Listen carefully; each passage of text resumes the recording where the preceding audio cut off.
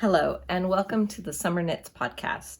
It's been a hot minute since I recorded, so if you're a returning viewer, thank you so much for coming back.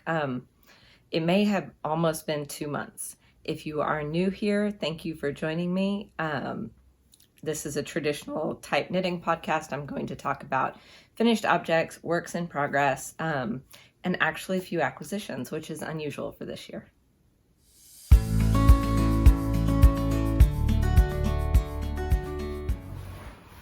I am also recording on my phone this time, which is new for me. Sorry, I'm kicking my shoes off real quick so that I can get comfortable.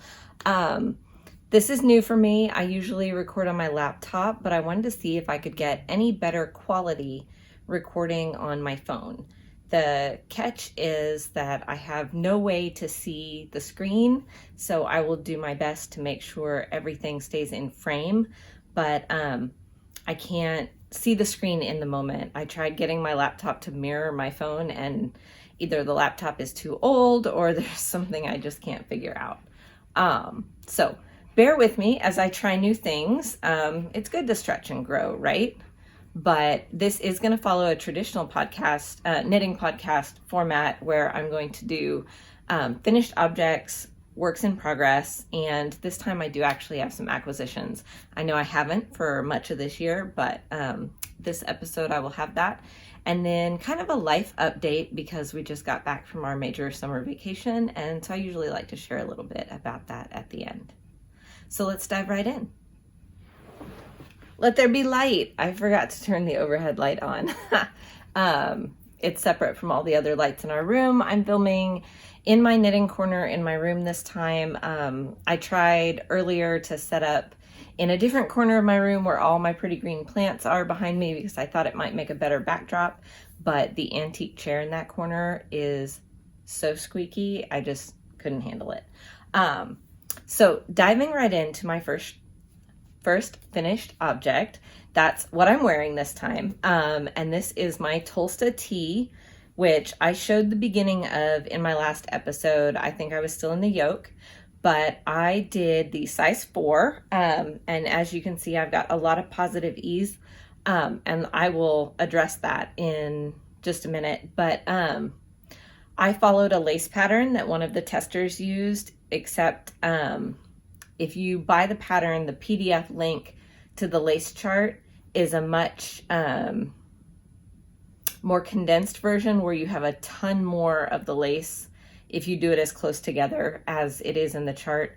So I reworked it and did all the math, and if you are curious or interested in this lace motif, it's only on the front of my shirt, it's not on the back. I have outlined everything I did in the notes on my Ravelry project page, and if Ravelry is not accessible to you, I am happy to send you those notes. Just drop me a comment or message me on Instagram, and I will get those to you. But I have done all the math to work out the lace placement so that it is centered up and even on the size 4, because there were no notes on the tester's page. There were but I kind of went back and forth with her photo, trying to figure out what she had done and what her spacing was. I believe I added an outside row of lace repeat that she didn't have. Hers was maybe more condensed to the front of her shirt. But like I said, it is just the front. The back is just solid stockinette. And then I did this contrast hem, or cast on, bind off edge. So cast on at the neck, bind off cuffs and at the bottom. I'll try and insert some full length photos, because it is very awkward to try and stand up where I am right now. It's just not going to work. So the yarn I used was Simplicity by Haiku, and it is a wool and nylon blend. And I bought it because I loved the yellow and the aqua together, and it was on sale for super cheap at my local yarn store. It was like on clearance, and I was able to get, I think it was 6 skeins of the yellow and just 2 of the aqua. And originally I had thought I was going to do like some skinny aqua stripes on a yellow background, but then when I decided to do this, I thought maybe the contrast detail would be cute. And then I have a little bit of leftover yellow, and now I have a whole bunch of the turquoise to do something else with. And I haven't decided what, but that's fine. I do like that the yarn breathes pretty well. It's light, but I will say the more I wear this shirt, the more this yarn has stretched out. And I did not think that was going to be the case. I mean, I blocked my swatch. I knew how much it was going to grow initially, but it just feels like it just keeps stretching out. And I don't know if that's true or if that's just my perception, how I feel. It feels so much looser than it did the first time I wore it. And I'm not really referring to the neckline. I mean, maybe the neckline's a little more open than it was originally. I'm really feeling like it's the length though in the body. Like it's just so much longer than I had anticipated or intended. It's fine. It's still really cute. But if you are looking at that yarn, just know that if you use it for a garment, I feel like it's going to stretch vertically over time. And when I say over time, it did not even take that long. I think I've worn this 4 times because I did not take it on vacation with us because we were going to be camping in the hot and humid southeastern United States, and that just seemed like a bad idea. I didn't take any wool to wear. I was knitting wool and that was fine, but I didn't take any to wear. But I love this in my office. It's the perfect weight for being inside. And you know those over air conditioned offices where it's just like always slightly too cold? That's my office most of the time. And if it's not slightly too cold, then for some reason it's sweltering. They can't seem to find a middle ground, and I don't know what it is. But so I like this so far. I think it's super cute. I've worn it with just like a skin colored tank under it. Today I have it with an aqua that matches the cuffs. I've worn it a few different ways and I'm really enjoying it. And I have cast on a second Tolsta because the pattern is wonderful, and it is so versatile. It's a pattern by Rebecca Clow of the Crochet podcast. If I didn't already say that, I think maybe I didn't. But it's like a blank canvas pattern and you can do so much with it. I have a second one on the needles, like I said, and I have a third one planned that I've already swatched for. So I think at some point in the future, I'm going to do an episode that is just a deep dive into the Tolsta Tee. I'm curious how many people are interested in like episodes that take a closer examination of like a single pattern or type of pattern, like when something is super versatile and there's a lot you can do with it. I thought I might pull from, like, ask people who have made versions that I really love if I can feature their version and stuff and just talk about everything you can do with that one pattern. Rebecca has really put a lot into it, and now there's also a fingering weight version that you get right along with the DK version, and that is a lot of value for the cost of just one pattern. You get a lot of value. It's size inclusive. I forget how many sizes it is, but I do know it's size inclusive. It's a wide range, and I can't say enough good things about this pattern. It's wonderful and it's so comfortable. Depending on my yarn, I'll talk about it when I get to my second one. I'll show you that during works in progress. I want to talk about one more finished object, but I don't have it anymore because it has already been gifted. So I did the Storm Shawl by Joji Locatelli for my mother's birthday, and I gifted that to her this past weekend. I do have some pictures of it blocking, and I will insert those. But it is so pretty, and when she wears it, which I think she's going to wear it just like kind of tied around the neck with office wear and stuff. When she does wear it, I will try and get some pictures, if she'll let me, of her wearing it. But it came out so pretty. It's a lovely pattern. It's super easy. It's like an asymmetrical crescent, with sections of garter eyelets and sections of drop stitches. So I just really enjoyed making it.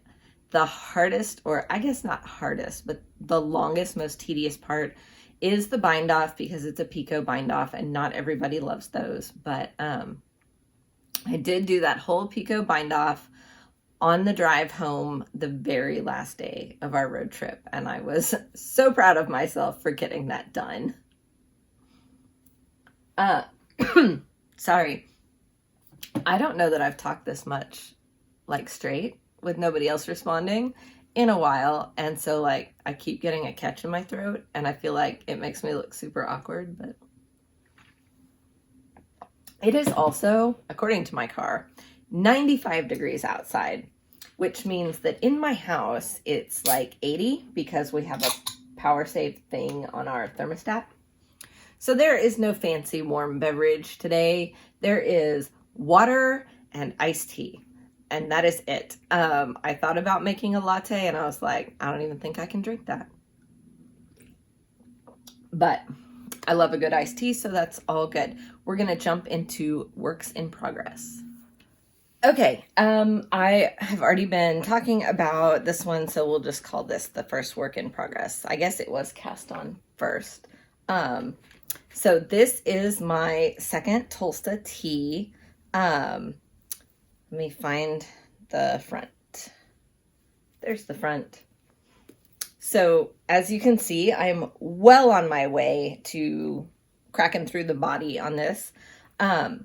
This yarn is from Always Be Kind Yarns, and it is her Neon Confetti, I believe. Neon Confetti.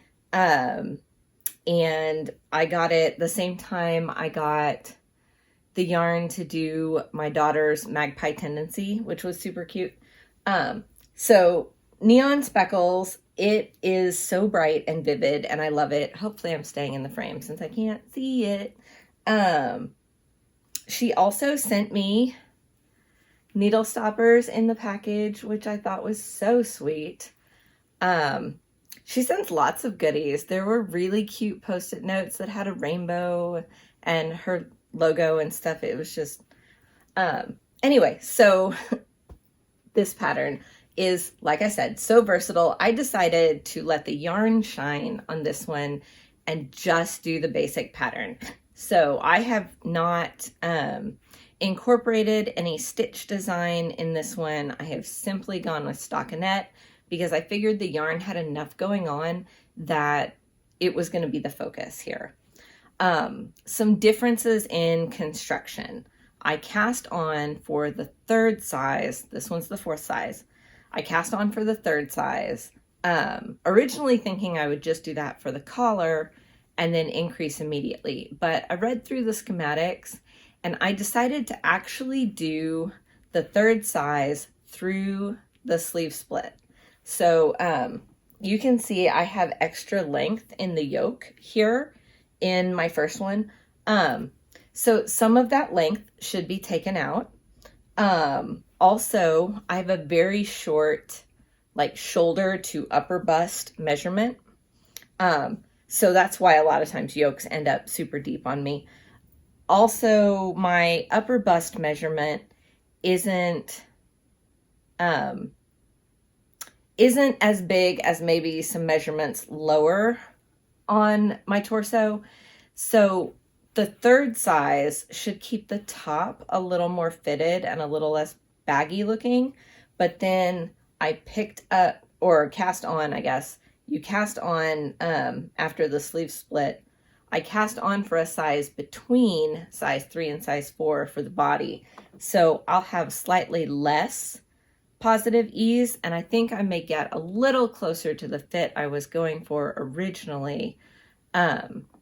Almost more the fit this had before blocking. I knew it was going to grow, but like I said, that the amount that it has stretched out with wear has been significant. This one is 100% wool. It is, however, superwash wool, so I'll be very careful blocking it to not stretch it out too much, but it should have a little bit more bounce and resiliency, I hope. But I'm also going to do an inch less length knitting than I did on the other one, so I can account for some of that body stretch.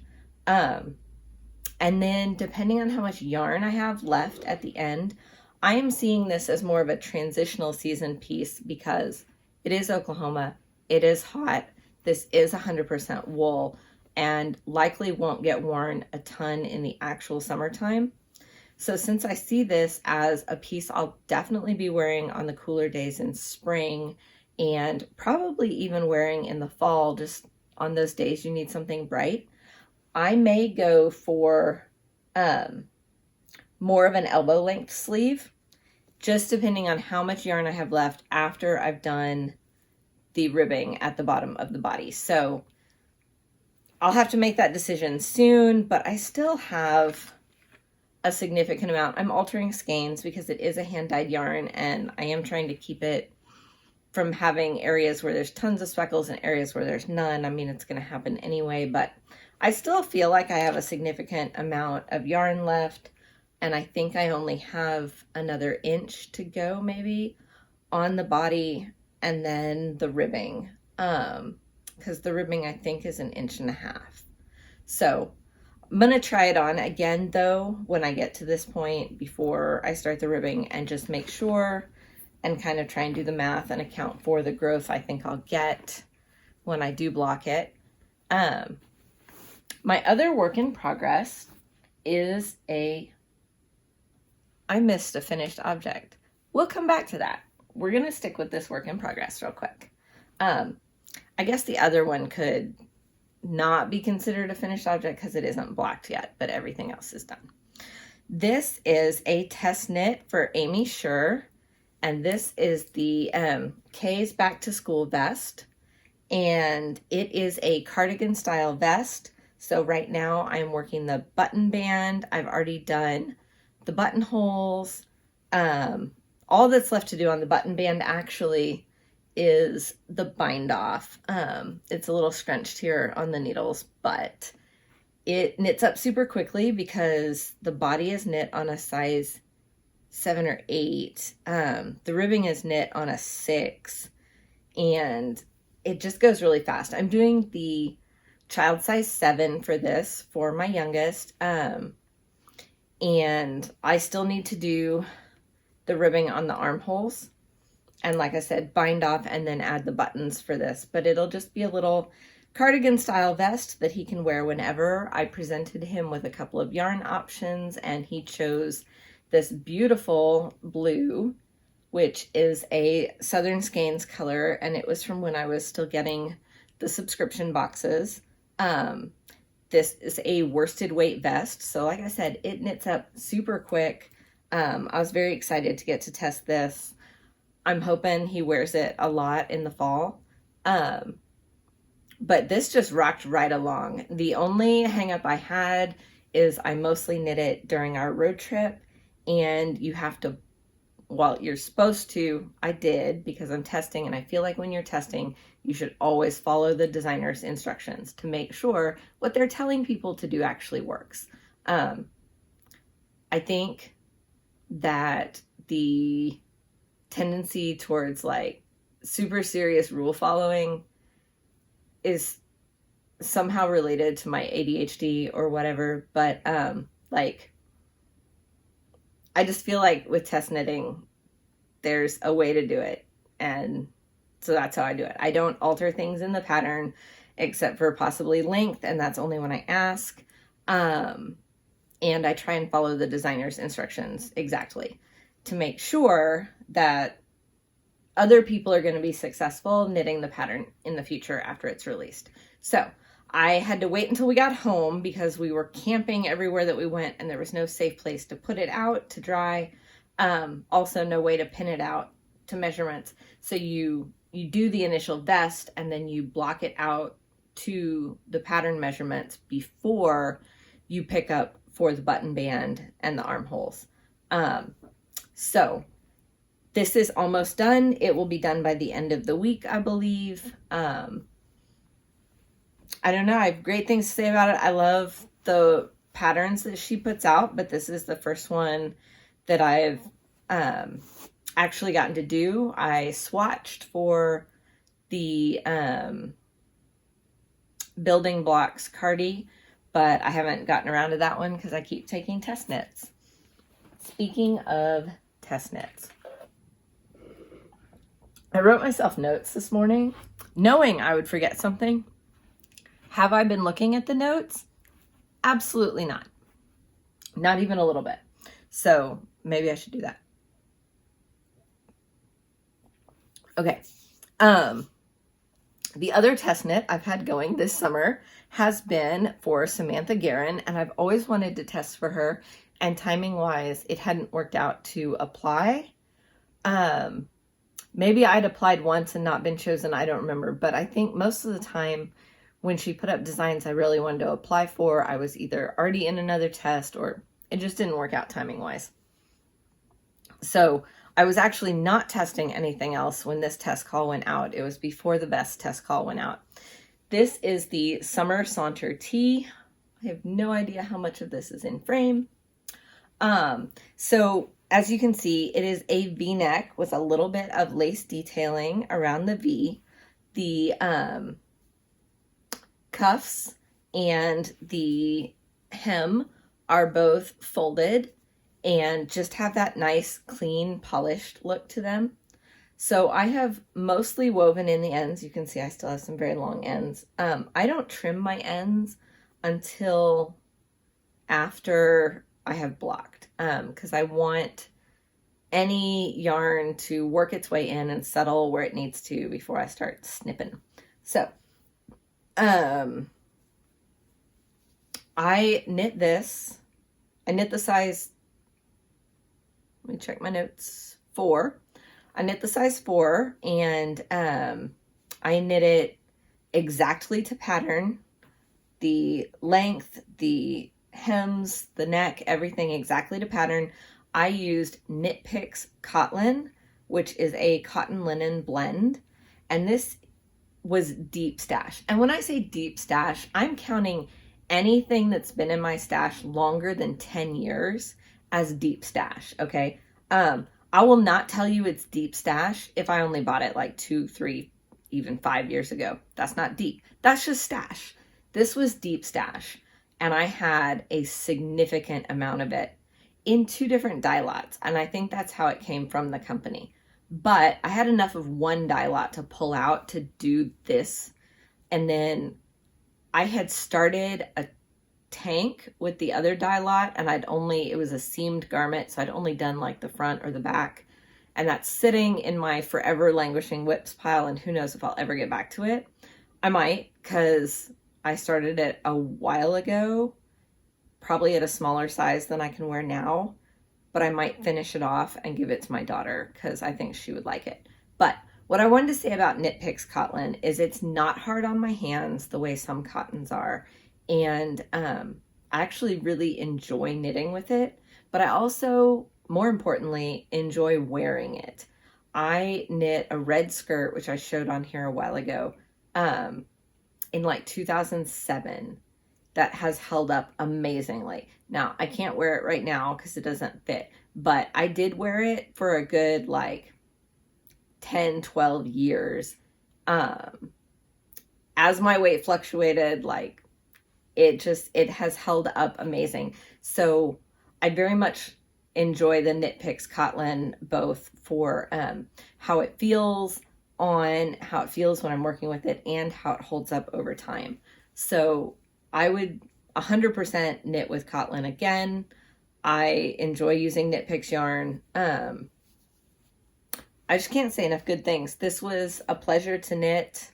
I did a lot of the body just during our travel days on our road trip, and I look forward to wearing this so much. It is going on the blocking mats tonight, now that I've had a chance to film, because I pulled the vest off the blocking mats this morning, and over the weekend it was my mom's shawl so that I could give that to her for her birthday. So next it's this. This is going on the blocking mats.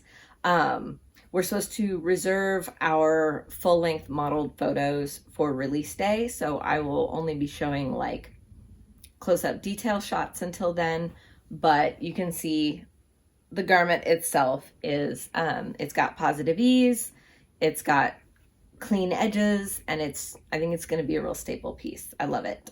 And I enjoy this like deep teal. I guess it's not blue enough to be teal. I don't know. It's called Harbor, the name of the color, but it's so old, I'm not sure that they make that color anymore. So that's my other mostly finished object. So I'm not going to show my temperature blanket because I have not really worked on it recently. I did, however, order a longer needle. I don't even know what size I was using, but I've been using like an old clover bamboo circular needle. And I want to stick with the clover circular bamboo needle so that my gauge doesn't change. But the cord was just getting so long. I think that's part of what was making my hands hurt. Not the cord was getting so long. The rows were getting so long and the cord was so short that I need the longer cord so the stitches can spread out. So I ordered one and it came, and I'm going to hopefully get back to that. There is something else I've been working on, but I can't show it yet. And I know a lot of people totally hate when you say that, but I promise you there's been other knitting in my life this week. It's just hopefully soon, but not quite yet. But I am excited. We have passed the halfway point in the year because July 2nd, I think. I wrote it down in the book that I'm using to plan out the blanket, is the halfway point. However, I haven't even finished May, so I'm still on the increase rows. I have 4 days left in May because I did not take it with us on the road trip. So I got to finish May, slog through June as the rows get longer and longer and longer, and then, hallelujah, shortly into July, I can start decreasing, and I'm very excited about that part. I think the rows are up to taking like 30 minutes now. Nothing else that I've talked about previously got any love over the last few weeks. I had intended on working, I know I keep looking at my big whip pile. I had intended on working on the socks for my husband and it did not happen, but I had been working on those when I wasn't around him. So 2 weeks in the car of 24/7 togetherness, those didn't get any love. Also the daily socks for my son, that second sock that I'd started, I never did get around to that on the trip. Although I think that I might start walking and knitting, trying to get out more in the mornings and walk again like I used to. So it could be that I can motor through some of those socks coming up if I can get back into that habit. But those are ifs, and we shall see. I do want to talk about some acquisitions from the trip. I'm going to be bending over. Forgive me for that. So we stopped at 3 yarn stores on the trip. I know we probably passed others and just weren't able to stop, but we stopped at 3, which I felt was pretty good for getting my kids and my husband to stop at that many yarn stores. The first one that we stopped at was Great Smoky Mountain Spinnery, I think, or Smoky Mountain Spinnery. Anyway, it's in Gatlinburg, Tennessee, and they had just a few local things. I was actually surprised that there wasn't more regional yarn.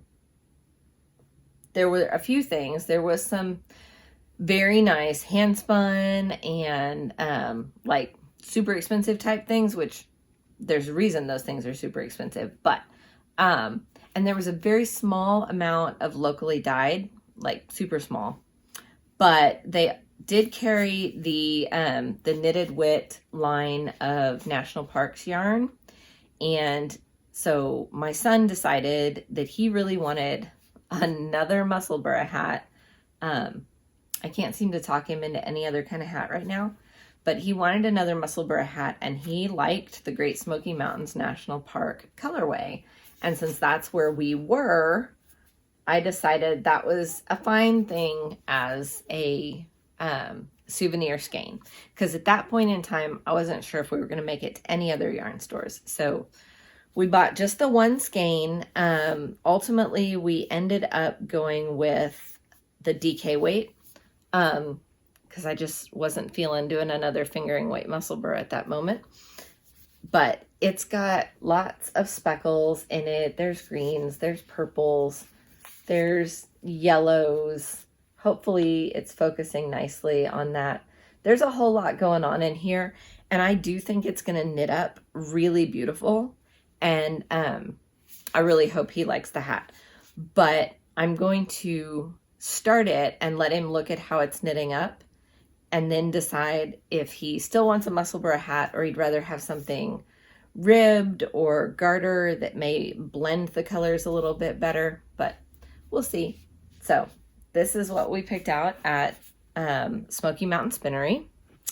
And then the next yarn store we stopped at, this was a total like spur of the moment stop. We're like driving down the road between Great Smoky Mountain National Park, and we were headed to Congaree National Park, which is in South Carolina. So we're driving along, and there's this sign on the side of the road that just says yarn store. And of course I saw it, and I was like, yarn store? And my husband's like, you want to go? And I was like, yes. So he turned in, and only my daughter and I got out, which is good, because sometimes when everyone's following me around a yarn store, I feel really pressured and like I can't take in everything that I'm seeing. Anyway, it was a small but beautiful yarn store. They were having a 4th of July sale, so anything with red, white, or blue in it in the store, which was a lot of stuff, was 20% off. And they did have a reasonable selection of locally dyed, locally produced yarn, and then also a selection of exclusive colorways to their store. So I got some yarn by Hand Dyed Diva in an exclusive colorway called Off-Roadin'. And it is these blues. My daughter helped me pick it out, so I'm not sure if it will be something for me or something for her. It is a DK weight. It's 100% superwash merino. Each skein is 115 grams, so I have 250 yards in each skein. We tried to get 3 that matched pretty well. Oh, the name of the yarn store is Maggie Valley Yarn Shop. Hopefully that's in the camera frame. Anyway, we loved it. There was a couple other exclusive colorways, but they weren't really my vibe. But this one is, and I look forward to doing something with that. Didn't really have a plan, but I know because of the Tolsta Tee that I can get a garment for myself out of 3. Also, Professor Pearl was talking about doing another Love Note Love knit along in the fall, and so I could do another love note. I don't know. I'm sure there's other patterns I could do also. But anyway, 3 very pretty skeins from there. But also, I couldn't resist a Got Yarn shirt. And really, what I loved was the back. And I don't know if that's in frame or not. If it's not all in frame, I will post a picture of it. But it says Maggie Valley Yarn Shop, and then it's got, what I loved was the mountains and the sun rising, setting. Who knows what that sun is doing. But I love mountain scenes, and it's so soft. So I got the shirt. I almost just got the shirt, actually, because I have so much yarn, but I couldn't resist the yarn, too. And then the last yarn shop that we stopped at, I don't know if me facing away from the camera is making my talking quieter. The last yarn shop that we went to, actually, only my daughter and I went, because we went with my cousin when we stopped in Nashville. We went to House of Yarn, and I don't know if there are other Nashville yarn shops or if that's it, but that's what came up on my search, and that's where we went. And they have so much that is local or locally dyed. It was so hard to choose. I went back and forth finally between what I got and a tweed that was done by Camilla Fiber Company. And it was so hard to choose. I almost went with the tweed, but ultimately I ended up going with this. And it's Modus Operandi Fibers, Create in Color, Nashville, Tennessee. And this color it's called Eggplant. Oh, I dropped one. But it is 100% Targhee wool grown and spun in the US. They are all 115 gram skeins, so there's 280 yards on each one. It bills it as Targhee worsted, but I did the math and it comes out where you could make it work for a DK gauge also. There are some companies where the weight to yardage and recommended needle size and everything comes out so close to this, and they bill it as DK. This person bills it as worsted. Doesn't really matter to me because I'm going to do what I want. But it is also, did I say this? It is naturally dyed. So it tells you on the label what they use to dye it. So the color is eggplant, but the dye comes from logwood. And you're supposed to hand wash in cool water and lay flat to dry. There's something else under the tag, but I can't read it. So, yeah, all of them have the tag for the yarn store in the same spot. So there's something in there, but I'll have to pull one of those price tags off to read it. But I just thought that was so cool. I often am looking for beautiful colors in non-superwash yarns, and a lot of what I encounter is more earth tones. And I don't really, not really an earth tones person. I think they're beautiful and I love looking at them, but I don't wear them well. I really like color on me. So I have 5 skeins of this. It's going to be a cardigan. So I was able to figure out how much I needed. That 5th skein may be overkill, but I didn't want the yarn to not be available any longer. And because it is naturally dyed and it's got a kettle dyed look to it, and I don't know if you can see that well, there is variation in the color. So I did go through all the skeins the shop had and pick the 5 I thought were the closest together. And I will have to alternate skeins, like that's just the way it works. But it's beautiful yarn. It's so bouncy and squishy. The people at House of Yarn were amazing and wonderful. I also got a sticker that says Stitch Witch. That's super cute, but I feel like I did pretty good. My husband was good about the first yarn store, good about the second yarn store. And then after the third yarn store, he was like, did you buy more unnecessary yarn? And I was like, what makes it unnecessary? And he was like, well, because you have so much. But I was like, but I don't have this yarn. Like, I don't. Now I do. So, and since I intend to turn this one around immediately and do the hat for my kiddo, I feel like I only came home with 1 yarn without a plan, like 1 set of 3 skeins that didn't have an actual definite plan. So I feel like that's pretty good, because a lot of times souvenir skeins are the ones that I'm like, I don't know what I'm doing with that. But these souvenir skeins have a plan, and I know what they're going to be, except for the blue. And the blue is such a beautiful color that I know I will figure it out eventually. Like, I don't think it's going to end up being deep stash. I don't think it's going to be like 10-year yarn. I want to know how many other people out there have like an over under for deep stash, or have a deep stash that is over 10 years old. And does anyone else have trouble like downsizing yarn? Even if you don't have a plan for it immediately, like I might need that eventually, sometime, maybe. So I don't know, random thoughts, but feel free to let me know what you think. The other thing that I need to work on soon. So I have the vest to finish. I have the other Tolsta that's clearly, you know, on its way to being finished. I have the socks for my husband, the sock for my kiddo. The other thing I need to start working on is my daughter and I have a plan to do some fun hats and hoods for some of her friends for their birthdays. Now, one of the birthdays already happened. It was a summer birthday. We know that's seasonally inappropriate. We've got it. No problem. So we just told her it was going to be late because I didn't have time after we came up with this plan to do the things. I am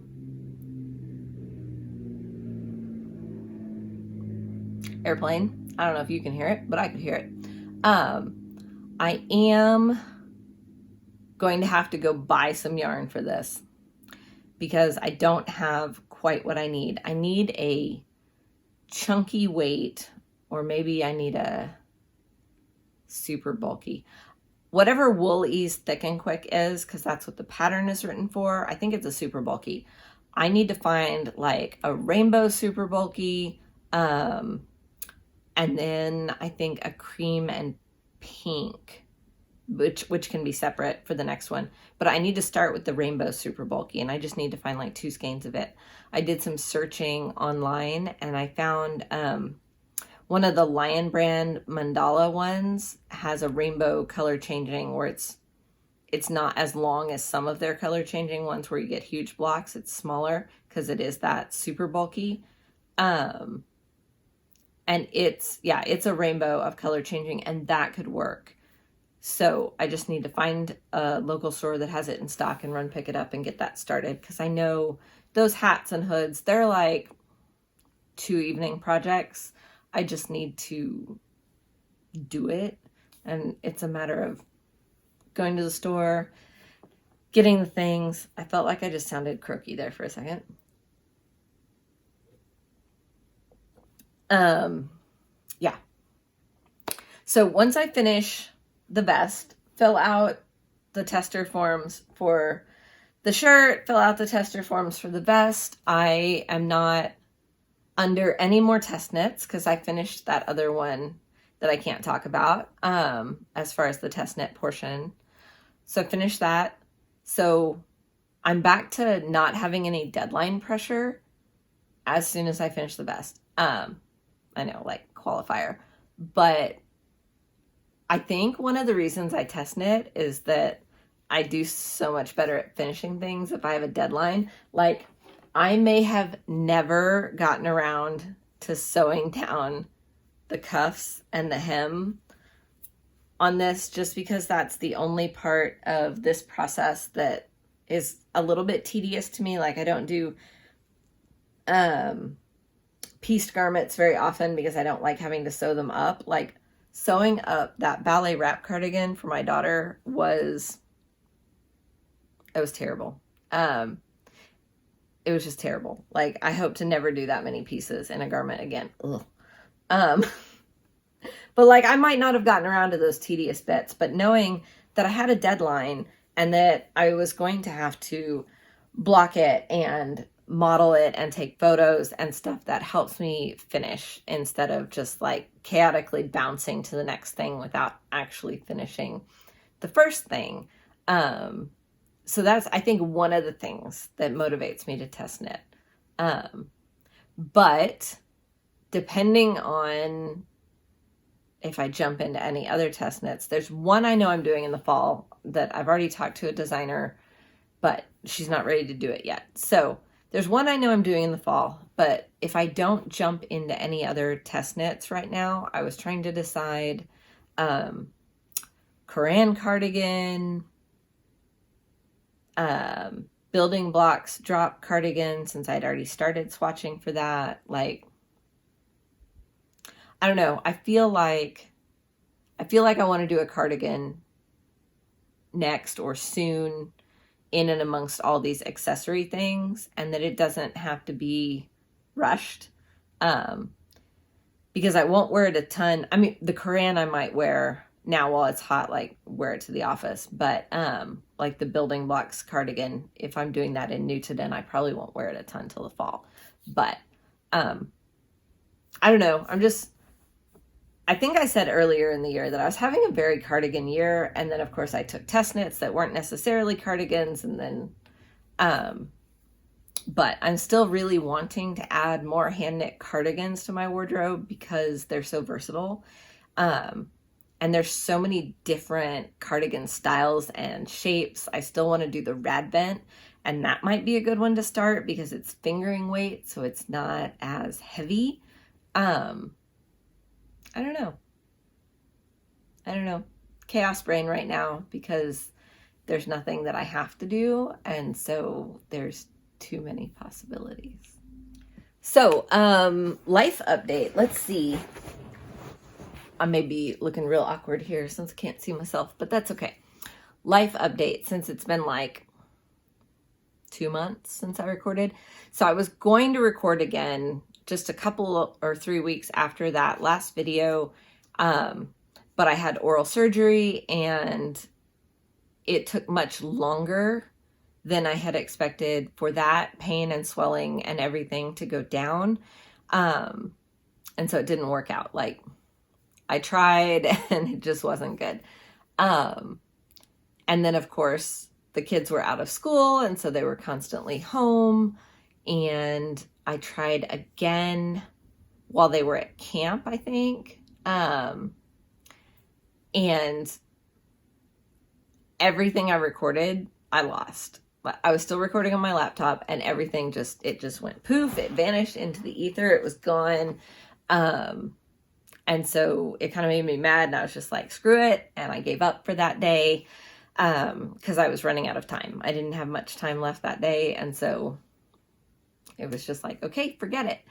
And then of course our road trip. So we were packing, getting ready for the road trip. So even when the kids weren't here briefly, my husband and I were here just trying to get packed and organized. It's the least organized I've ever felt for one of our summer road trips because we didn't have solid plans in place until a couple weeks before we left, if that. So we went from Tulsa, Oklahoma to St. Louis and did the City Museum, which was super fun, and a really cool sculpture garden and the zoo, and of course the St. Louis Arch, which I believe the technical name of is the Gateway Arch. And my family did talk me into going to the top this time, which every time I've been before, no one's ever been able to talk me into going to the top because the little tiny cars that you ride in only hold like 5 people and they feel like a little tin can, and it's super small, and the top is super high up and also super small.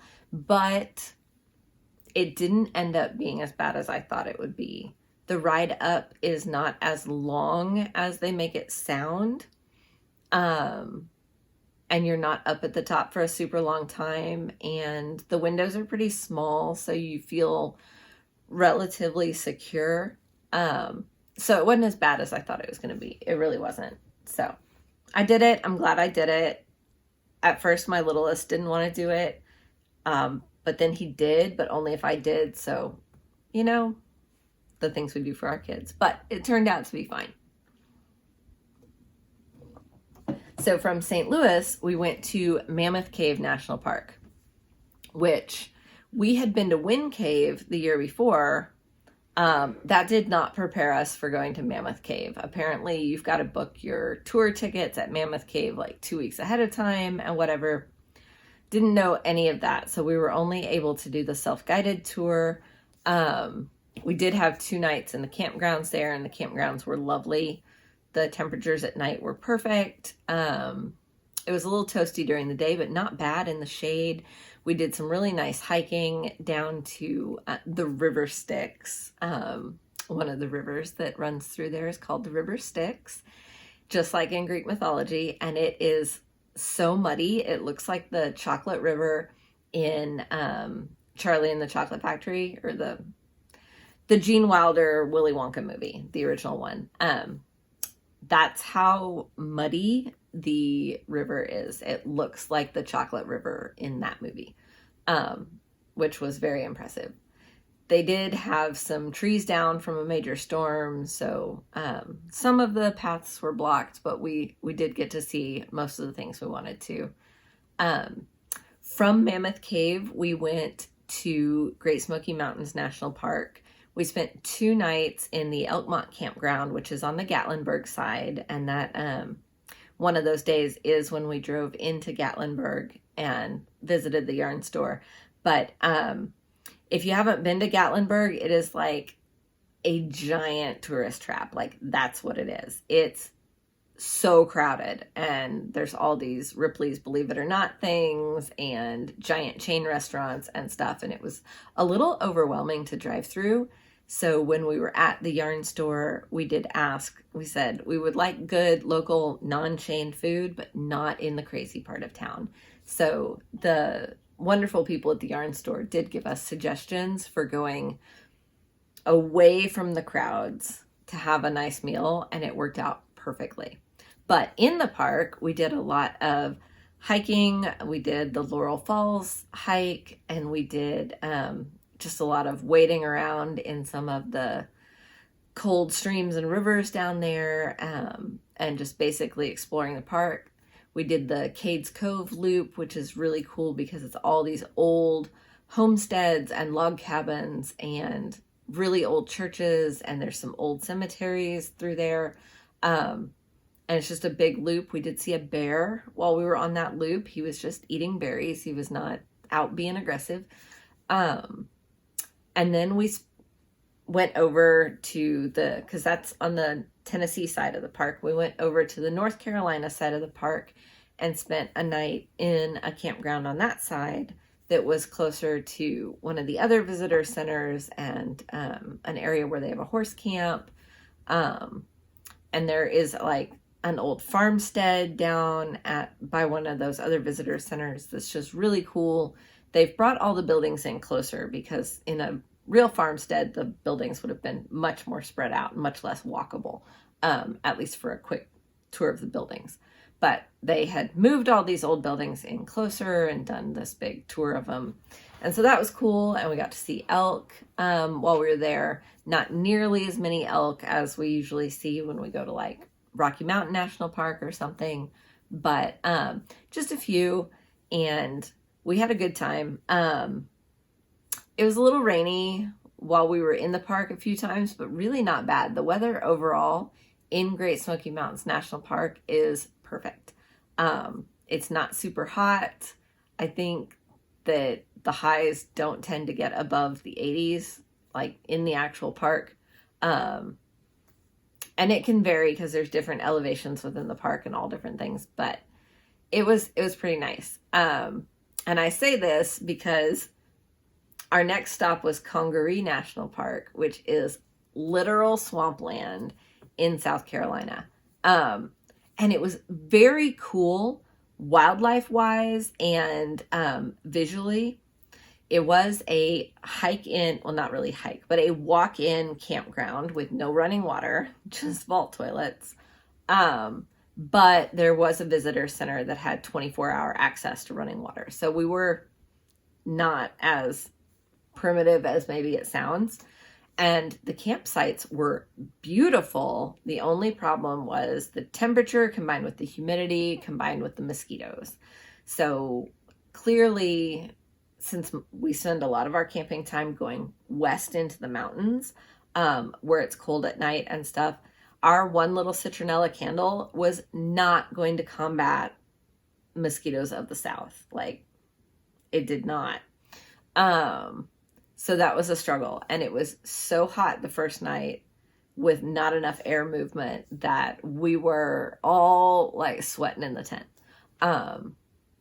So we were supposed to spend 2 nights there. We loved doing the boardwalk in the morning, seeing all the different really old trees. It's an ancient growth forest. I think that's never been logged, but it's known for its tons of birds and its firefly walks that they do at dusk during certain times in the early summer. So it's very cool to visit. I'm not sure that I would camp there in the summer ever again. But it's very cool to visit, and it was totally worth visiting. And they actually had a pop-up thing about wildfire firefighters that was super cool, and we very much enjoyed that. But when it hit like 1:30 in the afternoon and it was creeping up towards that 109 heat index, we gave up and we went to a hotel with a pool. It's the first time I think we've ever bailed on camping. But it had also been 6 nights, I think, since anyone had had a shower. And that's a lot of nights for no showers and a lot of togetherness. So it was nice to have a hotel and showers and just like get local Mexican food for dinner and chill for a bit. Before we moved on to Huntington Beach State Park in South Carolina. It's south of Myrtle Beach, and it was super nice. However, again, with those mosquitoes, once again, it was a walk-in campground for the tent camping.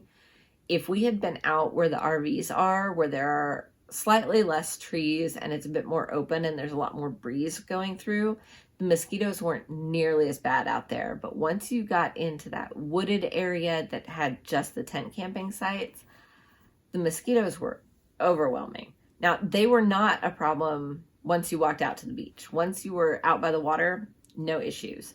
But at the campsite was a struggle. So we were slathering on the bug spray and burning the candle constantly. And we have now started researching other camping mosquito prevention type things. Feel free to leave suggestions if you have some. Although I'm not sure I want to go camp in the South for a while. Like, we did it. I think it's time to go to the cold places again for a bit. But we spent 2 nights at Huntington Beach and had a wonderful time in the water. The water was the perfect temperature. The waves were lovely. My son did a lot of digging and building in the sand, and my daughter and I did a lot of just jumping waves, and it was really nice. I will say for that campground that they had very clean, amazing bathrooms with showers that were free showers, not pay showers. And so it was nice to get to go rinse all the salt and sand off every night, take a real shower. They were big, modern bathrooms. So, like, if you're looking for a beach campground, it was a good one. You know, they had an ice cream shop up at the gift shop visitor center area that we went and had ice cream in the middle of the afternoon. So it was, I'm glad we went. It's just, we need to do better with the, what do we do about mosquitoes? And it was toasty at night, but not as toasty as it was at Congaree National Park. It was definitely better than Congaree as far as having a breeze and not being quite as sweltering. So from Huntington Beach State Park, we then went to Black Rock Mountain State Park in Georgia. And the state of Georgia does excellent with their state parks. I've noticed a lot of states do really well with their state parks. So if you're into camping or road tripping or hiking, like, the national parks are great, but don't discount the state parks because some of them are amazing. And I think Black Rock Mountain State Park may have like the highest peak in Georgia in it. I think has some really cool hikes. We only got to do one to a waterfall, but the trail map is excellent. The campground is really nice. It is like on the side of a mountain, so if you have a giant RV or something, just be warned. But for us, for tent camping, it was great because they have all these spots sectioned out of the mountain. So like the tent camping spots and the places you pull into are totally level, and they're great. It was nice and cool overnight, like 60 degrees. It was super thick fog in the morning, which is really beautiful when you're up on a mountain and camping and there's just all these giant trees all around you and this thick fog, and I don't know. I just find it really beautiful. So that was lovely. We didn't get there till fairly late because we had a long drive day and we didn't leave the beach until midday. But so it was just really a place to stop and sleep and do a hike in the morning and check out a few things. Georgia does have a junior ranger program at their state parks. So if you have kids and you go camp in Georgia, make sure to ask about that. So we did all that, and then we got back in the car and headed on to Nashville. And a cousin of mine and her husband and her fairly new baby live in Nashville. So we just ended our road trip with just visiting and playing board games, and my son and my husband and my cousin's husband just playing video games and laughing, and it was just a relaxing time. And I know they kept asking if there was anything we wanted to do, and that was just it. We just wanted to visit. We just wanted to chill and visit. And I think having that as the very end of our road trip before we headed home made it feel like sometimes you get home from vacation and you're like, I need a vacation from my vacation because you've just been go, go, go the whole time. And sometimes we get home and it's like that, and I have to just go the next day to work or whatever without that breather. And I think having that laid back couple of days of just visiting and playing board games and doing like an escape room game kind of thing and stuff, it was just a really good way to end the vacation. So I'm really glad we did it that way. I have no idea what we're going to do next year, but this year ended up being the southeastern United States, or at least parts of it. And I did see my very first in the wild, in person, not in a zoo, alligator. I saw a couple of them. I still don't like them. At least we were on a bridge in our car when we saw them, because if I had been on foot when I saw an in-person alligator, I'd have probably freaked out. Some of you may live with it where there are alligators, but I don't think I could. Like, I cannot. Nope, that's a nope for me. Nope on the alligators. Flat nope. I can deal with bears even, but alligators, no. Yeah. I don't think I have anything else to say about that. It's just a no. But anyway, so still lifing. There's, still 5 or 6 weeks of summer and a lot going on. There's so much that we still have to unpack from the trip and everything. So I'm going to wrap this up, and hopefully I will get it edited and posted at least by Friday. Today is Wednesday, and that's when I had time to record, but there is a lot going on this week. Next week is a lot more low-key, but both kids will be home, and I think my husband might be working from home, so there was no chance I was going to get to record next week. So I don't know when I'll be back again. School doesn't start till mid-August, so it's really going to depend on if I can get any time alone in order to film. But find me on Instagram or Ravelry. I also have a Discord server. Feel free to join us there, and have a great day. I hope you get to work on something that brings you joy, and I will see you next time.